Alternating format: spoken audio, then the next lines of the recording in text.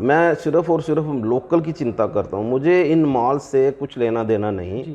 रिलायंस ने उस समय लिख कर के दिया था कि हम जम्मू में कोई स्टोर नहीं खोल, कि जम्मू के बिज़नेस जो हैं वो सफ़रर हैं। उसका कारण जो है कहीं ना कहीं जेडीए की अथॉरिटीज़ हैं, इनको लगे तो इसको ड्राई एरिया मतलब ये अनाउंस करें। अच्छा, जम्मू कश्मीर को ड्राई एरिया की जो लैंड पॉलिसी है उसमें आज भी कहीं ना कहीं खामी है। तो अगर ये पॉपुलर गवर्नमेंट होती तो हम आसानी से उन लोगों को समझा भी सकते थे और मना भी सकते थे। भाई डिपार्टमेंट की कोई रिस्पॉन्सिबिलिटी जो है वो गवर्नमेंट फिक्स नहीं कर पा रही। किसी भी राज्य की इकॉनमी उसके चैम्बर और इंडस्ट्रीज़ पे डिपेंड करती है, और जम्मू का चैम्बर और इंडस्ट्रीज़ इस समय केंद्र सरकार के एक फैसले के विरोध में है। केंद्र सरकार जब मैं बोल रहा हूं तो इसलिए क्योंकि जम्मू कश्मीर में यूनियन टेरिटरी है और यहाँ केंद्र सरकार के फैसले ही चलते हैं।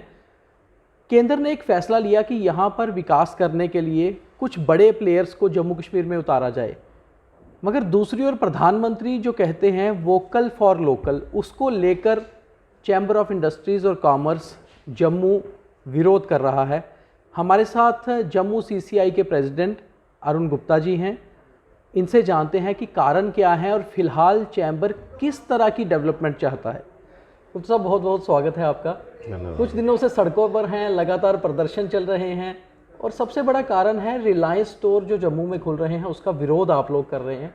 कारण क्या कारण है कि रिलायंस स्टोर, हालांकि मुझे लगता है डेवलपमेंट का ही एक चेन है ये। देखिए, डेवलपमेंट जो है उसके नाम पे जो हमारे छोटे व्यापारी हैं उनको डिस्टर्ब नहीं किया जाना चाहिए।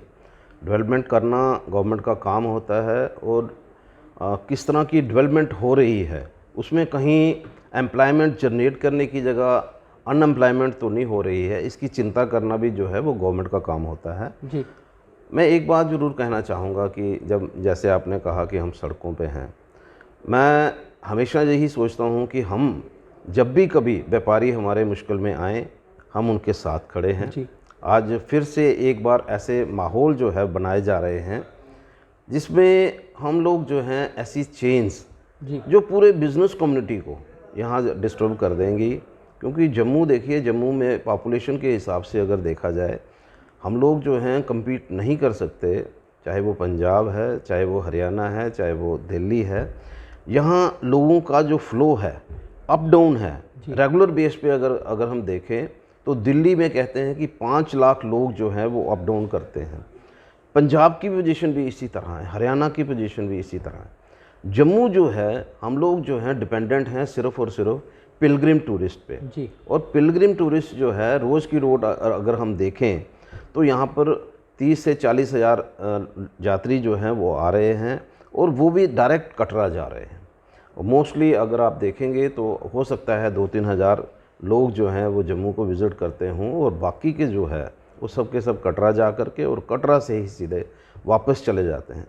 हमें देखना चाहिए कि किस तरह की स्टेट में पोजीशन है, क्या हम लोग जो हैं इस तरह के माल अफोर्ड कर सकते हैं, हमारा बिज़नेस कम्युनिटी के जो लोग हैं कहीं इससे डिस्टर्ब तो नहीं हो जाएंगे, कहीं ऐसा तो नहीं हो जाएगा कि हम लोग जो हैं एक अट्रैक्शन दे रहे हैं कि हम लोग जो हैं जो लोगों को हम एम्प्लॉयमेंट देंगे। मैं मानता हूँ एम्प्लॉयमेंट होगी जी, 50 होगी, 100 होगी, 200 होगी, लेकिन उसकी एवज़ में कहीं ऐसा तो नहीं है कि हम लोग जो हैं हज़ारों लोगों को अनएम्प्लॉयड कर रहे हैं।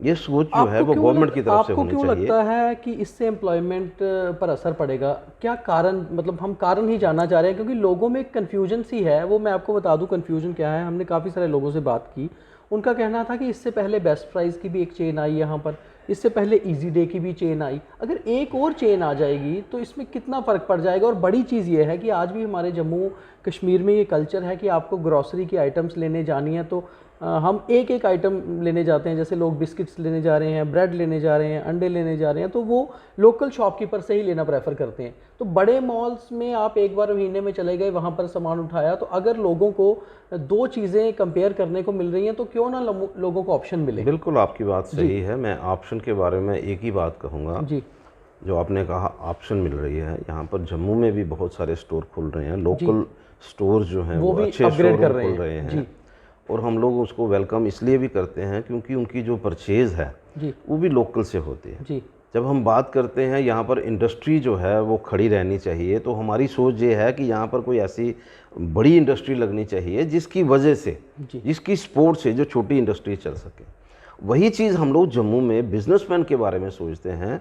अगर कोई यहाँ पर लोकल माल बनते हैं, लोकल लोग जो हैं अपने बड़े बड़े स्टोर बनाते हैं, तो उनकी जो मोस्टली से परचेज़ है वो लोकल लोगों से होती है। लेकिन जब इस तरह से माल खुलते हैं तो इनकी जो परचेज़ है वो पीछे से मतलब होकर के आती थी। और परचेज़ नहीं होना यानी कि यहाँ के लोगों को अगर काम नहीं मिलेगा तो मतलब नेचुरली वो पोजीशन ऐसी बनेगी कि वो अनएम्प्लॉयड होंगे लोग जो हैं। क्योंकि जब दुकानें बंद होती हैं, आपको शायद मालूम नहीं होगा, वालमार्ट जब खुला था उस एरिया में काफ़ी दुकानें जो हैं वो बंद हो गई इसकी वजह से, क्योंकि वहाँ पर उनकी पोजीशन ऐसी बन गई। क्योंकि वालमार्ट ने भी उस समय जो ये जो कार्ड दिए उसमें उन्होंने, जबकि वो B2B था, लेकिन उन्होंने B2C कर दिया। डॉक्टर्स को, इंजीनियर्स को, बाकी भी जो सर्विस क्लास है, चाहे वो छोटे छोटे व्यापारी होंगे, उन लोगों भी उन्होंने कार्ड दे दिया। लेकिन वो क्या हुआ कि जो लोग वहाँ पर चले जाते थे वो साथ की दुकानों जो है आहिस्ता आहिस्ता करके बंद होती चले गई और वालमार्ट जो है वो अपना काम करता गया।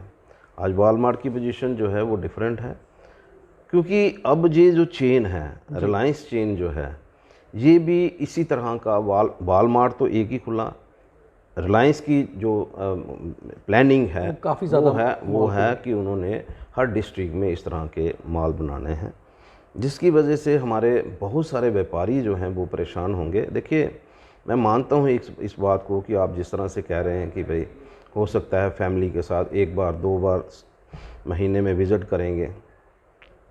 बहुत सारी चीज़ें मैंने देखी हैं। कई बार हम लोग जब ऐसे मालों में जाते हैं तो वहाँ पर इस तरह की परचेज़ करके आते हैं जिसकी कभी रिक्वायरमेंट भी नहीं होती, क्योंकि ये लोग जो हैं उनकी अट्रैक्शन जो होती है वो होती है कि कोई ना कोई कोई स्कीम उन्होंने दी होती है कि आप 3000 तक का सामान खरीदो तो आपको ये मिलेगा, आप 5000 तक का खरीद लो तो ये मिलेगा। जबकि ये चीज़ें जो हैं उनको गवर्नमेंट को रोकना चाहिए। बिज़नेस करें, हमें कोई दिक्कत नहीं है, लेकिन बिज़नेस के नाम पर ये लोग जो हैं लोगों को मिसगाइड करते हैं, लोगों को एक अट्रैक्शन देते हैं इसलिए कि आप आइए आपको सस्ता माल मिलेगा। लोग ये बात समझ ही नहीं पा रहे कि जब लोग यहाँ पर जाते हैं लोगों को महंगा माल मिलता है, सस्ता नहीं मिलता।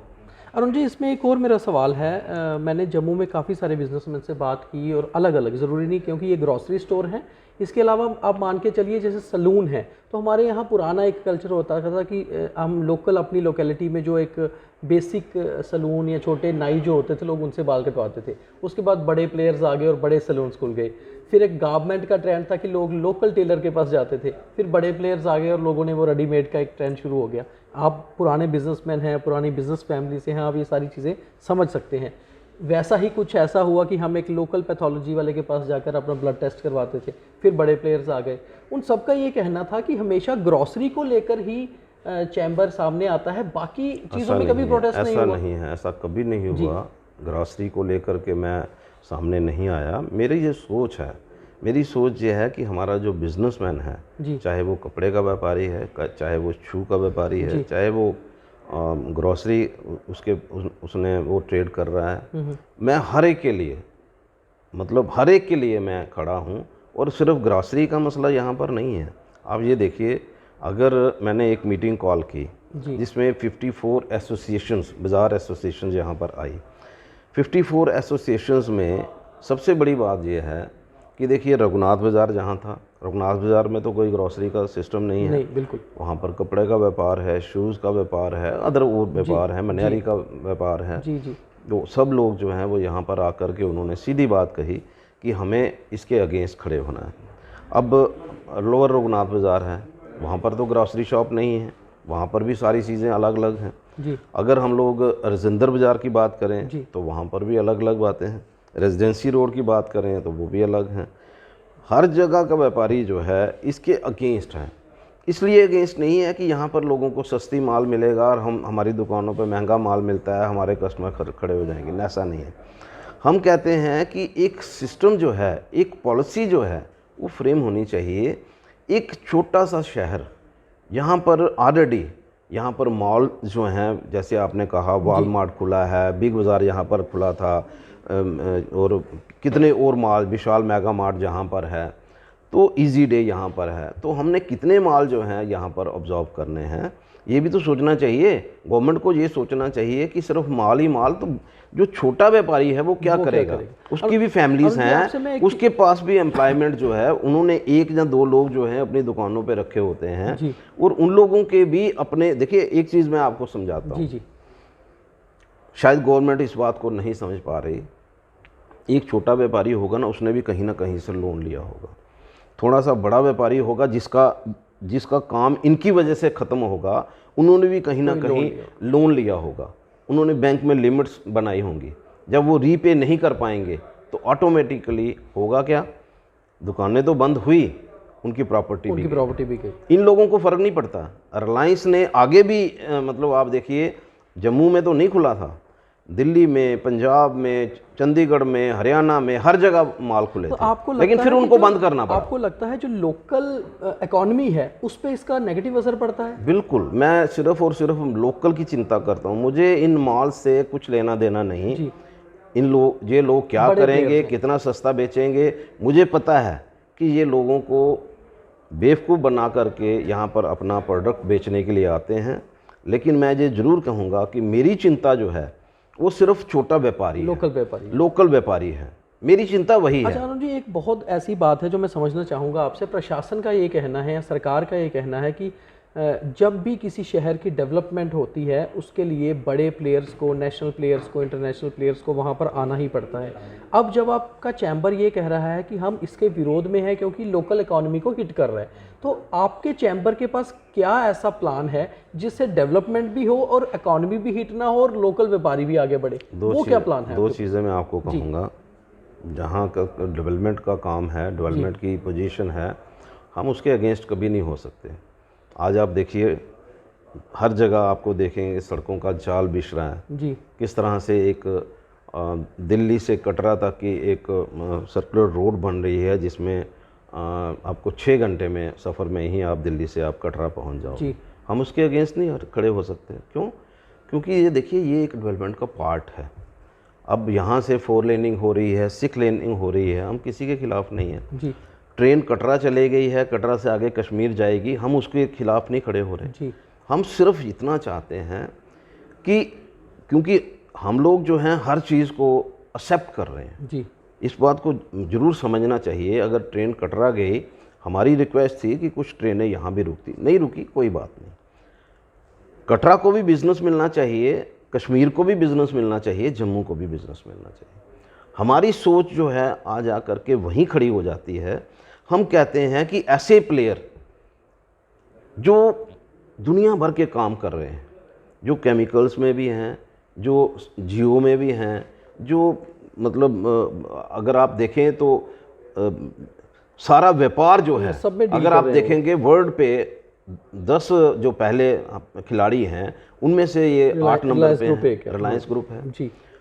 इन लोगों को क्या ज़रूरत पड़ी है कि हम जो छोटे छोटे व्यापारी हैं, जो अपनी रोज़ी रोटी सिर्फ़ और सिर्फ सुबह से लेकर के शाम तक काम करते हैं, वो फैमिली को अपने को संभालते हैं, अपने आप साथ साथ कोई 2 एम्प्लॉइज़ जो हैं उनको भी संभालते होंगे, क्यों उन चीज़ों को डिस्टर्ब किया? ऐसे में फिर क्या प्लान है? आप सरकार के आगे क्या मांग रख रहे हैं इस चीज़ को लेकर? पिछली बार जब हमने स्ट्राइक की थी, आपको याद होगा 22 सितंबर का दिन जी बिल्कुल, उस समय हमें अश्योर किया गया था गवर्नमेंट की तरफ से कि रिलायंस ने उस समय लिख करके दिया था कि हम जम्मू में कोई स्टोर नहीं खोल। ठीक, ऐसा क्या हो गया एकदम से कि यहाँ पर दोबारा से यहाँ पर शोरूम जो है वो खुलना शुरू हो गए?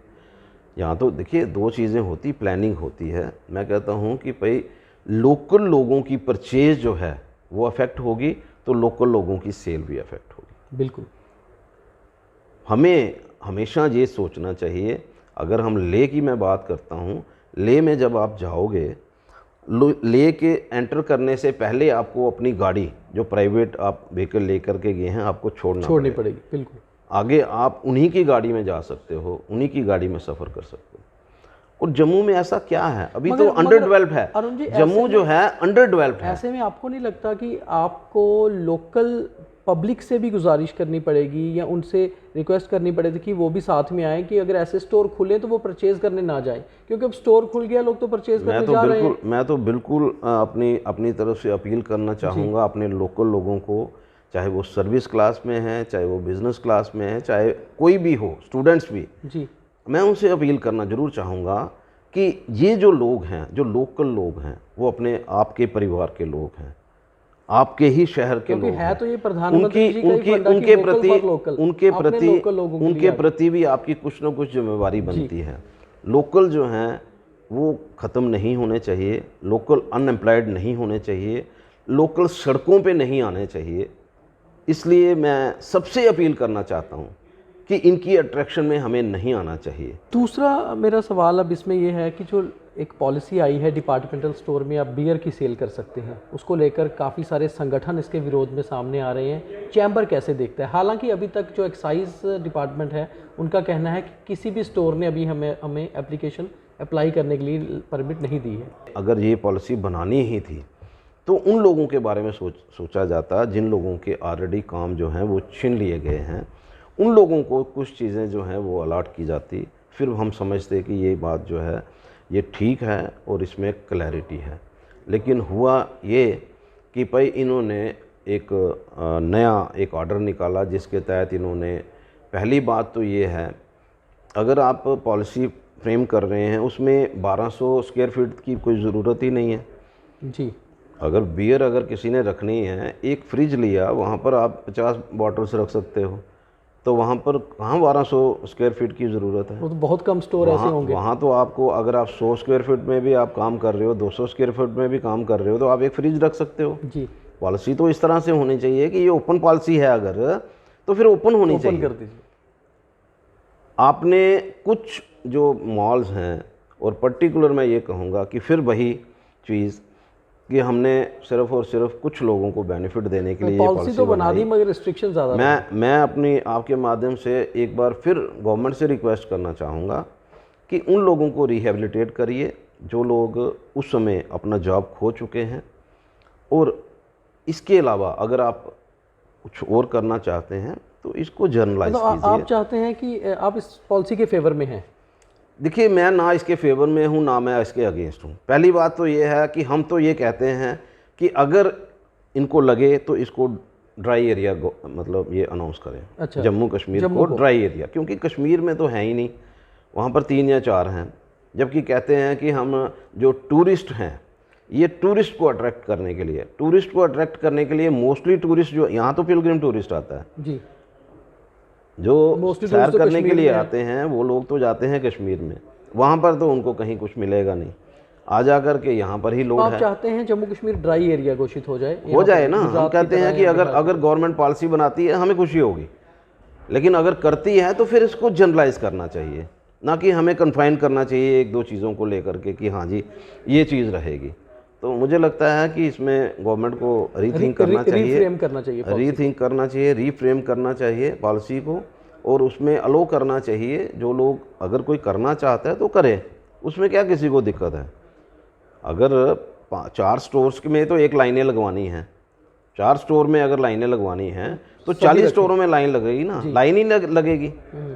हमारी तो पॉलिसी ये होनी चाहिए लाइन लगे ही ना, अगर चीज़ बेच रहे हैं तो खुलकर बेचें, तो खुल के बेचें। तो इसमें गवर्नमेंट को अपनी पॉलिसी पे रिव्यू करना चाहिए और रिस्ट्रक्चर करना चाहिए इस चीज़ को। लेकिन मेरा जो कहना है कि जो लोग जिन लोगों को मतलब पहले जी ये जो जॉब करते थे, जो पुराने लाइसेंस होल्डर थे, अगर ये रिहेबिलिटेट करते हैं तो हमें खुशी होगी। अच्छा अरुण जी, एक और बहुत इंपॉर्टेंट चीज़ है, हालांकि उसमें आपने अभी तक खुलकर ज़्यादा नहीं बोला। एक फैसला आया कि नए वोटर्स को यहाँ पर 1 साल से जो रह रहे हैं उनको वोटिंग राइट दे दिए जाएँ। फिर दूसरे दिन ही फैसले को डीसी जम्मू ने वापस ले लिया। हालांकि वो पॉलिसी फ्रेम हो रही है कि जो लोग पुराने रह रहे हैं 5 साल से 10 साल से, उनके आधार कार्ड अगर जम्मू के हैं, जैसे बाहरी लोग हैं, तो उन्हें यहाँ वोटिंग राइट मिले। तकरीबन लोग वो जो हैं, जो बाहरी लोग जिनको हम बोलते हैं, वो लोग कहीं ना कहीं कुछ ना कुछ बिज़नेस कर रहे हैं, कुछ मतलब कहीं डायरेक्टली और इनडायरेक्टली चैम्बर के साथ, बिज़नेस के साथ जुड़े हुए हैं। आपको लगता है उसमें कहीं ना कहीं हमारी इकॉनमी को, बिजनेस को फ़ायदा होगा बाहर के वोटर्स को अगर वोटिंग राइट मिलते हैं तो? देखिए, ये एक पॉलिटिकल इशू है जिसके बारे में मैं कुछ ज़्यादा बोलना नहीं चाहूँगा। नहीं, मैं मतलब लेकिन फिर भी मैं ये कहना चाहूँगा कि जब जब डोमिसाइल की बात आई थी तो उसमें उन्होंने एक राइडर लगाया था कि जो यहाँ पर 15 साल से रह रहे हैं तो उनको हम लोग जो हैं डोमिसाइल भी इशू करेंगे, वोटिंग राइट भी होगा और उनको परमिशन होगी, वो यहाँ पर लैंड भी परचेज कर सकते हैं और बाकी का भी अपना बिजनेस जो है वो कर सकते हैं। फिर एक समय आया जब उनको उस जो 15 साल का राइडर था उन्होंने कहा कि हम 10 साल इसको करेंगे। अब फाइनल डिसीज़न अभी तक कुछ आया नहीं है जी। यहाँ पर कुछ लोग जो हैं पिछले 40 साल से 50 साल से बाहर के लोग काम कर रहे हैं जी। अब उनको तो ज़रूरत नहीं है इन चीज़ों को दिखाने की कि हम लोग 15 साल से काम कर रहे हैं, 20 साल से काम कर रहे हैं। जो नए आएंगे यहाँ पर, लेकिन एक चीज़ है, इनको रिस्ट्रिक्ट तो करना ही चाहिए। कहीं ना कहीं ऐसी पॉलिसी बननी चाहिए कि कहीं ये ना हो कि जम्मू जो है उसकी अपनी आइडेंटिटी जो है वो ख़त्म हो जाए। कहीं ना कहीं इनको ये सोचना चाहिए। लेकिन ये है एक पॉलिटिकल इशू है जिसको अभी की मुझे इसके बारे में कुछ नहीं बोलना चाहिए। लेकिन अपने लोगों की जो मैं कई बार चर्चा चलती है तो ये है कि हर कोई व्यक्ति जो ये चाहता है कि जम्मू की आइडेंटिटी बनी रहे। उसके बारे में गवर्नमेंट को सबसे मिल कर के, सबके पास बैठ कर के फिर कोई ना कोई पॉलिसी बना। अब आपके चैम्बर की बात करते हैं कि 3 साल से यूटी गवर्नमेंट चल रही है, उसके बाद आपने चुनाव जीता, आप चैम्बर प्रेसिडेंट बने। फ़िलहाल जो पॉलिसी गवर्नमेंट की बिजनेसमैन के लिए हैं, एक का तो आप प्रोटेस्ट कर ही रहे हैं, जो बड़े प्लेयर्स आ रहे हैं, उसके अलावा जो ओवरऑल बिजनेस पॉलिसी है, नए बिजनेस को शुरू करना, एंटरप्रेन्योरशिप, उससे आप लोग सेटिस्फाई हैं या आपको लगता है कि जल्द से जल्द चुनाव हो, पॉपुलर गवर्नमेंट आए तो कुछ बेटर पॉलिसी बने?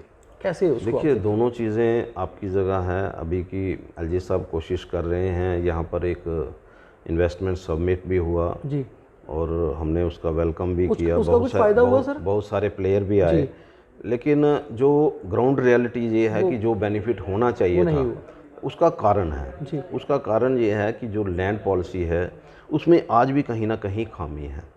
चाहे वो सर्किट रेट को लेकर के हो, चाहे वो खड को लेकर के हो, ये जब तक ये क्लैरिटी ना होगी तब तक जो है बाहर से इन्वेस्टमेंट जो है अभी की बहुत सारे लोग आए हैं, गवर्नमेंट की तरफ से उनको लैंड प्रोवाइड की गई है। बहुत सारी ऐसी चीज़ें हैं जहां अभी उसको मैं कहता हूं कि रिव्यू करने की ज़रूरत है जी। लेकिन मैं ये ज़रूर कहना चाहूँगा कि जिस तरह से आज बैक टू विलेज इसका वो चल रहा है, काफ़ी लोग जो हैं इसको मतलब अच्छी तरह से ले रहे हैं, बेनिफिट ले रहे हैं। देखिए, हमारा ये कहना है कि 75 साल से ना हम लोग जो हैं, जम्मू के लोग जो हैं, वो हमेशा सफ़रर रहे। हर चीज़ को लेकर डिस्क्रिमिनेशन होता रहा। इन्वेस्टमेंट को लेकर के यहाँ के जो सर्किट्स बनने चाहिए थे, टूरिस्ट यहाँ पर अट्रैक्ट होना चाहिए था, वो कहीं ना कहीं हम लोग जो हैं वो उसके पीछे हट कर के रहे। आज पोजीशन जो है वो चेंज हुई है। बहुत सारी चीज़ें जो हैं मैं समझता हूँ कि कोशिश की जा रही है, लेकिन उसका जो इफ़ेक्ट्स हैं वो पता लगेंगे आज से 4 या 5 साल के बाद। लेकिन फिर भी मैं ये ज़रूर कहना चाहूँगा कि जम्मू के बिज़नेस जो हैं वो सफ़रर हैं, बिज़नेसमैन जो है वो सफ़रर है इस दौरान में। और हम समझते हैं कि एक पॉपुलर गवर्नमेंट जब होती है तो कई तरह के सल्यूशन जो है वो निकलते हैं, क्योंकि उन लोगों को हमेशा इस बात की चिंता रहती है कि हमारा वोटर जो है वह नाराज़ ना हो जाए, हमसे कहीं वो अलग ना हो जाए। आज की जो पोजीशन है, क्योंकि एक ब्यूरोक्रेटिक सेटअप है, बहुत सारी बातें जो हैं वो समझते हैं, बहुत सारी बातें हैं वो नहीं भी समझते हैं। हर बात को समझाना भी बड़ा मुश्किल होता है। जैसे कि आज हम बात कर रहे हैं ये स्टोर्स की, तो अगर ये पॉपुलर गवर्नमेंट होती तो हम आसानी से उन लोगों को समझा भी सकते थे और मना भी सकते थे। आज हमें ये दिक्कत आ रही है। डेवलपमेंट के हम अगेंस्ट नहीं हैं, डेवलपमेंट होनी चाहिए और डेवलपमेंट होगी तभी जम्मू जो है वो नई चीज़ें जो हैं जम्मू में आएंगी। आज रिवर तवी फ्रंट बन रहा है, आने वाले दिनों में हो सकता है इसका इफ़ेक्ट्स जो हैं हमें 3 साल के बाद मिलेंगे, 4 साल के बाद मिलेंगे, जब पब्लिक जो है, टूरिस्ट जो है अट्रैक्ट होगा। एक और चीज़ है कि जो जम्मू का बिजनेसमैन है वो अर्बन डेवलपमेंट डिपार्टमेंट जो है बेसिकली उसका काम ही होता है कि अर्बन एरिया को डेवलप करना, जिसमें JDA भी आता है, हाउसिंग आता है, लोग बहुत से बिजनेसमैन ये मानते हैं कि ये डिपार्टमेंट उतना बिजनेसमैन के साथ ताउन नहीं रखते, उतना सपोर्ट नहीं करते जितना कि करना चाहिए डेवलपमेंट के लिए, जो बेसिक लोकल बिजनेसमैन चाहता है। आपको लगता है कि कहीं ना कहीं दिक्कतें हैं, ब्यूरोक्रेटिक लेवल पर उतनी सपोर्ट नहीं मिलती, JDA की सपोर्ट लोगों को नहीं है, यहाँ का जो है बिजनेसमैन, अलग अलग बिजनेसमैन, बिल्डर है या रियल एस्टेट से हैं या इंडस्ट्रियलिस्ट हैं, वो परेशान रहते हैं कहीं ना कहीं? आपके तक ऐसी बातें आती हैं? बिल्कुल आपने सही कहा। देखिए पिछले 25 साल से जी, मतलब ये जो बहू प्लाज़ा जो बना था जी, तो 95-96 में जब वो प्लाज़ा बना था, जी, आज तक यहाँ पर दुकानें प्रॉपर नहीं खुल पा रही। उसका कारण जो है कहीं ना कहीं JDA की अथॉरिटीज़ हैं। जी, बार बार कहने के बाद भी, मेरे बार बार रिक्वेस्ट करने के बाद भी कुछ ऐसे इशू हैं जो आज तक उनका कोई सल्यूशन जो है वो JDA की तरफ से नहीं निकाला जा रहा। और 25 साल के बाद आप देखिए कोई भी ऐसा एरिया जो है वो डेवलप नहीं किया गया, जबकि इनको चाहिए कि, देखिए मैं आपको बताता हूँ जी, अब दिल्ली में चले जाइए, दिल्ली में एक कॉलोनी बनती है, हाउसिंग कॉलोनी बनती है, रेजिडेंशियल कॉलोनी बनती है। उनका एक पीरियड है, वो क्या करते हैं 20 या 25 साल के बाद उसको फ्री होल्ड कर देते हैं और नई एरिया को डेवलप करने के लिए निकल पड़ते हैं। यहाँ पर पोजीशन ये है कि कोई डिसीज़न नहीं हो पा रहा कि हम लोग जो हैं हाउसिंग कॉलोनी को और रेजिडेंशियल जो कॉलोनीज़ हैं, जो हमारे हब हैं, उनको हम लोग जो हैं फ्री होल्ड करके वहाँ से उनकी कलेक्शन करें, वहाँ रेवेन्यू कलेक्ट करके अगर दूसरी जगह पर हम लोग जो है नई बिल्डिंग्स खड़ी करते हैं तो उसका बेनिफिट है, जहाँ सिर्फ एक ही जगह पर स्टॉक होकर के हम बैठे रहें, बस ना उनको हिलने दें ना उनको काम करने दें। बहू प्लाज़ा जो है जब बना था, मुझे लगता है कि नॉर्थ की सबसे बड़ी और शानदार बिल्डिंग जो है वो यहाँ पर बनी थी, लेकिन आज उसकी हालत क्या है? 25 साल हो गए, अभी तक हम उसको 100% ओपन नहीं करवा पा रहे। तो करवाएं क्या? अभी तक लीज डीड नहीं हो रही। इन सारी दिक्कतों को लेकर चैम्बर किस तरह काम कर रहे हैं? देखिए मैं बार बार इनको मिल रहा हूँ, बार बार मैं इनको कह रहा हूँ कि भाई इसका कोई ना कोई सोल्यूशन निकालो, यहाँ से निकलो और बाहर जा कर के एक और कॉलोनी जो है उसको डेवलप करो। मगर आज अथॉरिटीज़ में, देखिए मैं वही कह रहा हूँ, दुख इस चीज़ का होता है, कोई पॉपुलर गवर्नमेंट इस समय होती तो हम उसको पकड़ करके कहते हैं इनका सोल्यूशन निकालो, हम दूसरी जगह जा रहे हैं। यहाँ पोजीशन ऐसी नहीं है। बार बार अथॉरिटीज़ से बात करने के बाद भी अभी तक कोई सोल्यूशन नहीं है। चाहे वो मैं कहता हूँ कि भाई बहू प्लाज़ा की आप लगा लीजिए, चाहे बाकी का भी जो रेजिडेंशियल एरियाज़ हैं उनकी तरफ भी अगर आप देखेंगे तो बहुत बुरी हालत है। समझने की ज़रूरत है। अब गवर्नमेंट जो है मुझे लगता है कि अभी की LG साहब बहुत कुछ करना चाहते हैं, लेकिन उनकी सोच यही है कि जम्मू में जो काम होता है तो एक अजूबा होता है। यहाँ पर जम्मू में जो भी अगर काम होगा तो वो समझो कि एक कुदरत का एक अजूबा है, तभी काम होगा, नहीं तो नहीं हो सकता। उनकी सोच कोई गलत नहीं है, लेकिन फिर भी मैं ये कहूँगा कि सोच के साथ साथ हमें ये भी करना चाहिए कि एक रिस्पॉन्सिबिलिटी फिक्स करनी है, ब्यूरोक्रेटिक एटीट्यूड को बदलने की रिस्पॉन्सिबिलिटी फिक्स करनी है कि ये जो इशू है इसको कौन सॉल्व। इसको देखो ना, मैं कहता हूँ कि आप इसको एक काम करिए, इस साइड या उस साइड, दिस वे और दैट वे, कुछ ना कुछ तो करिए। जब आप बीच में फंसा कर आप उसको पकड़ करके बैठे हो, ना उसका कोई सोल्यूशन निकाल रहे हो, ना उसके कोई जो भी इसको क्लियरेंस कर रहे हो, तो दुकानें खुलेंगी तभी तो मार्केट बनेगी, तभी तो लोग यहाँ पर आकर के बैठेंगे। मतलब ऐसा एटीट्यूड जो है आज की डेट में, मुझे नहीं समझ आता कि भाई डिपार्टमेंट की कोई रिस्पॉन्सिबिलिटी जो है वो गवर्नमेंट फिक्स नहीं कर पा रही। उसका कारण जो है वो वही जाने। लेकिन मैं ये ज़रूर कहना चाहूँगा कि अगर ये पॉपुलर गवर्नमेंट आएगी तो पकड़ करके हम लोग जो हैं रिस्पॉन्सिबिलिटी फिक्स करवाएंगे। धन्यवाद सर, बहुत बहुत धन्यवाद। Thank you. ये थे chamber of commerce and industries Jammu के प्रेसिडेंट अरुण गुप्ता जी, जिनका कहना था कि वो वोकल फॉर लोकल रहना चाहते हैं, क्योंकि चैम्बर जम्मू का है, इनका काम है जम्मू के व्यवसायी का मसला हल करना, उनके मसले हल करवाना। और सबसे बड़ी बात यह है कि ये भी चुनावों की तरफ देख रहे हैं कि जल्द से जल्द जम्मू कश्मीर में चुनाव हों और परिस्थितियां बदलें, क्योंकि अभी जो एटीट्यूड यहाँ पर ब्यूरोक्रेटिक है, विभागों का है, उससे व्यवसायी कहीं ना कहीं दिक्कत में है, परेशान है। कैमरा पर्सन रुपेश कुमार के साथ Deepak Khajuria, the News Square, Jammu.